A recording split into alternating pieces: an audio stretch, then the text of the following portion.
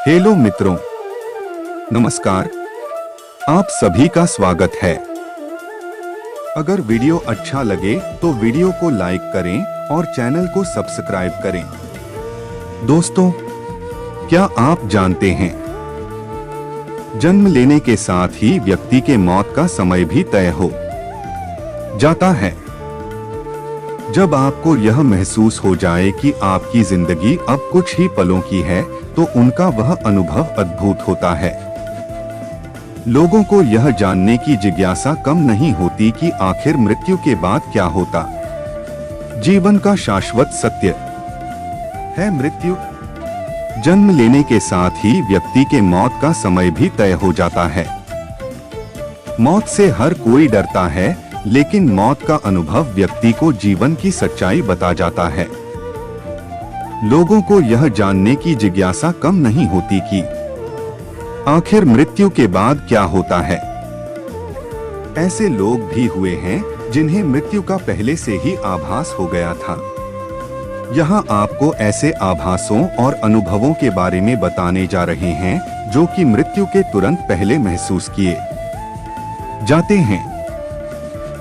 जब आपको यह महसूस हो जाए कि आपकी जिंदगी अब कुछ ही पलों की है, तो उनका वह अनुभव अद्भुत होता है। मृत्यु पूर्व आभासों के बारे में अलग अलग तरह से उल्लेख मिलता है।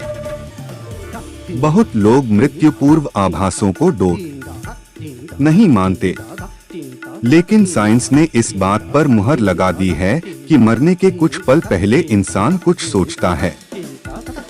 वैज्ञानिकों द्वारा किए सर्वे के मुताबिक मौत के पास पहुंचकर जो अनुभव होते हैं, वे एक व्यक्ति का भौतिक दुनिया से जुड़ाव तो कम करते ही हैं, साथ ही उसे उस रास्ते पर चलने के लिए भी प्रेरित करते हैं जो आत्मा को गंतव्य स्थान तक पहुंचाता है।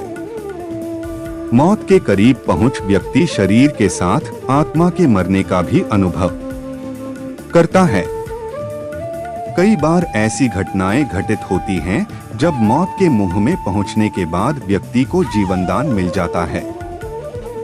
आपने ऐसे भी कई किस्से सुने होंगे जब अंतिम संस्कार के समय ही व्यक्ति दोबारा जीवित हो उठता है।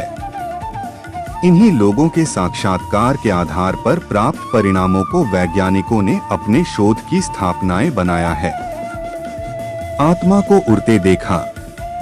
ऐसे कुछ किस्सों में से एक है अमेरिका में रहने वाली एक महिला जो कि वेंटिलेटर पर अपनी आखिरी सांसें ले रही थी। इस महिला की आंखों की रोशनी बहुत कमजोर थी, बावजूद इसके उसने महसूस किया कि अपने पीछे रखी मशीन पर लिखे अंक देख पा रही है।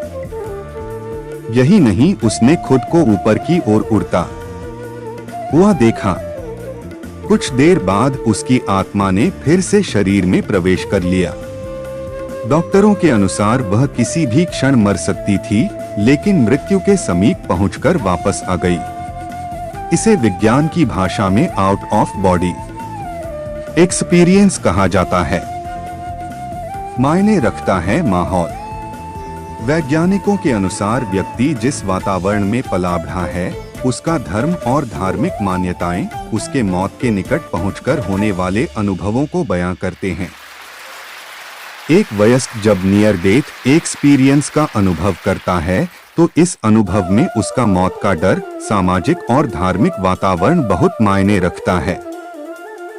लेकिन जब एक छोटा बच्चा इन अनुभवों से गुजरता है, तो उसे कैसा महसूस होता है, क्योंकि उसे ना तो मौत का अर्थ पता होता है और ना ही उसे किसी प्रकार से धर्म का कोई जुड़ाव होता है।